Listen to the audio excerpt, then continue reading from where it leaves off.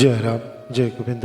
দয়াল গুরুর চরণ কমলে রইল শতকোটি প্রণাম। প্রণাম রইল প্রিয় ভক্তবৃন্দের প্রতি।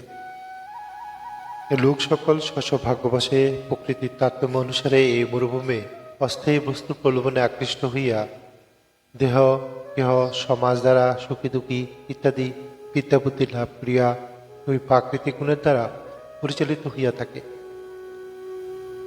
একই কর্মভোগ বলিয়া জানিবেন।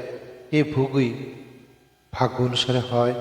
এই ভোগ দান করিলে শান্তিপদ উপভোগ এর অধিকারী হয়।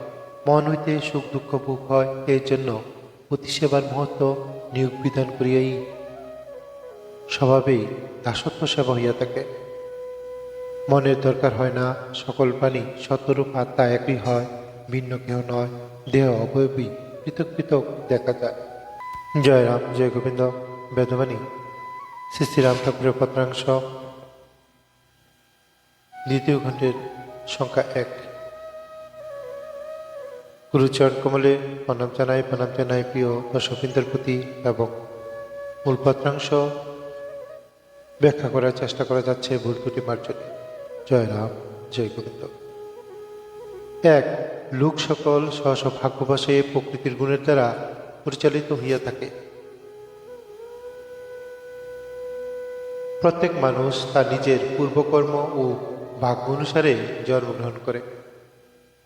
কারো জীবন সহজ, কারো কঠিন।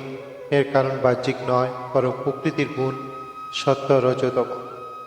মানুষ নিজেকে স্বাধীন ভাবলেও বাস্তবে সে প্রকৃতির প্রভাবেই চিন্তা করে, সিদ্ধান্ত নেয় ও কাজ করে। অর্থাৎ অধিকাংশ মানুষ নিজের ইচ্ছায় নয়, প্রকৃতির গুণের টানেই চলে। জয় রাম, জয় গোবিন্দ। 2, এই মরুভূমে অস্থায়ী বস্তুর প্রলোভনে আকৃষ্ট হইয়া।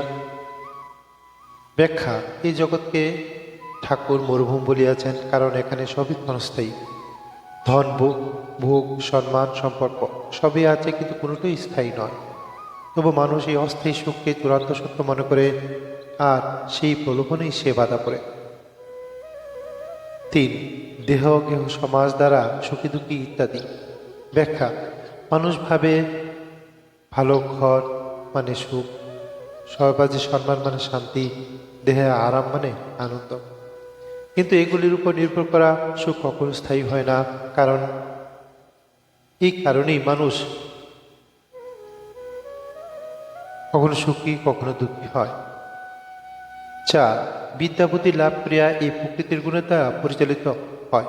ব্যাখ্যা: বিদ্যা ও বুদ্ধি থাকলে মানুষ প্রকৃতির গুণের ঊর্ধ্বে উঠতে পারে না, যতক্ষণ না সে আত্মসচেতন হয়।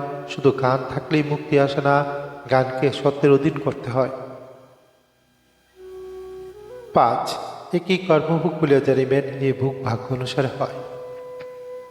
ব্যাখ্যা: মানুষ যা ভোগ করছে, সুখ হোক বা দুঃখ, সবই তার পূর্ব কর্মের ফল। এটাই কর্মভোগ। এখানে অভিযোগের জায়গা নেই, আছে বুঝার ও মেনে নেওয়ার শিক্ষা। 6, এই ভোগদান করলেই শান্তিপদ উপভোগের অধিকারী হয়। ব্যাখ্যা: যতদিন কর্মফল ভোগ অসম্পূর্ণ থাকে, ততদিন শান্তি আসে না। সে ধৈর্য ধরে নিজের ভাগ্য ভোগ গ্রহণ করতে পারে, সেই ধীরে ধীরে শান্তির অধিকারী হয়। 7, মন হইতে সুখ দুঃখের ভোগ হয়। ব্যাখ্যা: সুখ বা দুঃখ বাহ্যিক বস্তু নয়, সবই মনের অনুভব। একই পরিস্থিতিতে একজন শান্ত, আরেকজন অস্থির, কারণ মন আলাদা। তাই মনের শুদ্ধি আসল সাধনা। এই জন্যই প্রতিসেবার মহত্ব। ব্যাখ্যা: এখানে প্রতিসেবা বলতে কেবল পারিবারিক সম্পর্ক নয়, বরং নিয়ম, কর্তব্য, সেবার মনোভাব বোঝানো হয়েছে। সেবা করলে অহং কমে, মন শান্ত হয়, আত্মকেন্দ্রিকতা বাড়ে। আত্মকেন্দ্রিকতা ভাঙে মানে কম হয়। সেবার মধ্যে দিয়ে দাসত্ব ভাব আসে, আর দাসত্ব ভাবই অহংকারের ভাঙার চাবিকাঠি। জয় রাম, জয় গোবিন্দ। সকল প্রাণীর সত্যরূপ আত্মা একই হয়। ব্যাখ্যা: সব জীবের অন্তরের আত্মা এক, ভেদ আছে শুধু দেহে, রূপে ও পরিস্থিতিতে। এই যে সত্য বুঝে, সে কাউকে ছোট করে না, সে বিদ্বেষের পোষণ করে না, সে সহজ হতে শেখে। 10, এই দেহ অবয়বী পৃথক পৃথক দেখা যায়। ব্যাখ্যা ভিন্নতা বাহ্যিক, সত্য এক। এই উপলব্ধি মানুষকে দয়া, অনুভূতি ও সমর্পণের পথে আনে। সার কথা হলো, এই বাণীতে, এই পত্রাংশে দয়ালগুরু আমাদের প্রকৃতির অধীন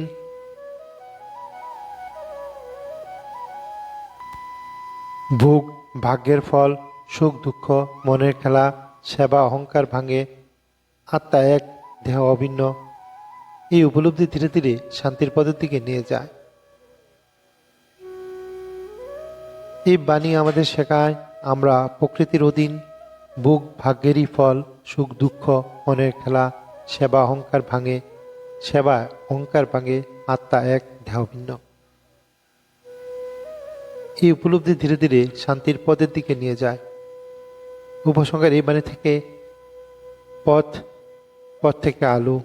এই গ্রন্থে প্রতিটি অধ্যায়ে আমরা একটি সত্যের দিকে বারবার ফিরে এসেছি। মানুষের সমস্যা বাইরে নয়, মানুষের সমস্যা সমাধানও বাইরে নয়। শ্রী শ্রী ঠাকুরের এই পত্রাংশের সম্মিলিত বেদবাণী আমাদের সেই অন্তর্লোকের দরজায় দাঁড় করিয়ে দেয়, যেখানে মন শান্ত হতে শেখে, বুদ্ধি নত হতে শেখায়, আর অহংকার ধীরে ধীরে বলে যায়। এই বাণীগুলি কোনো তত্ত্বের প্রদর্শন নয়, এগুলি জীবনের বাস্তব পথ নিদর্শন। সংসারের মাঝেই সাধনা, কর্মের মাঝেই সমর্পণ, আর দুঃখের মাঝেই উপলব্ধি। এই শিক্ষা ই বেদবাণীর মূল সুর। আমরা দেখেছি মায়া কিভাবে মানুষকে বাঁধে, মন বুদ্ধি অহংকার কিভাবে সত্যের আড়াল করে, দুঃখ কিভাবে শুদ্ধির পথ খুলে দেয়, নাম কিভাবে মুক্তির দরজা আলকা করে, সংসার কিভাবে বন্ধন নয়, বরং এবং সাধনার ক্ষেত্র হয়ে ওঠে। এবং সবচেয়ে বড় কথা, শ্রী শ্রী ঠাকুরের এই যে পত্রাংশ সম্বলিত বেদবাণী আজও জীবন্ত, আর মানুষের মন আজও অস্থির। এই গ্রন্থের পাঠের শেষে আমাদের শ্রী শ্রী ঠাকুরের আশীর্বাদ কাম্য, এবং ঠাকুরের আশীর্বাদ আমাদের জীবনে সর্বদাই বর্ষিত হতে থাকুক। জয় রাম, জয় গোবিন্দ।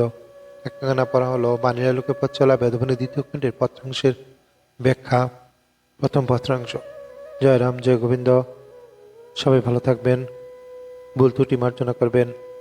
আমি সুব্রত মজুমদার। জয় রাম, জয় গোবিন্দ। গুরু কৃপা হি কেবলম, গুরু কৃপা সবার উপর প্রসিত হোক, গুরু আশীর্বাদে জগৎ আলোকিত হোক, গুরু মহিমা জগৎব্যাপী প্রচার হোক। সবার প্রতি অনুরোধ রইল, আমাদের এই ফেসবুক পেজটি ফলো দেবেন এবং ইউটিউব চ্যানেল থেকে দেখলে চ্যানেলটি সাবস্ক্রাইব করবেন। ধন্যবাদ সবাইকে, অসংখ্য ধন্যবাদ।